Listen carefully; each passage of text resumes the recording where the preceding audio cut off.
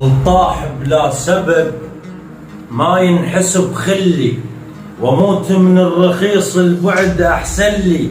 ودرت وجهه ولقيتك شارد من الخوف، ومن قد ما غشيم آثاره للدلي.